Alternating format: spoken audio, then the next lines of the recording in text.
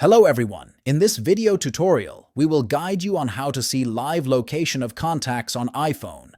So, let's dive right in. On your iPhone, tap on the messenger icon.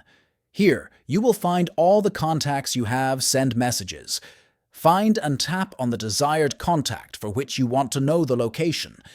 Now here, tap on the profile icon at the top.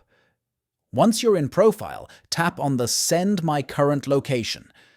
And this will send you live location to the person. Now here is the trick.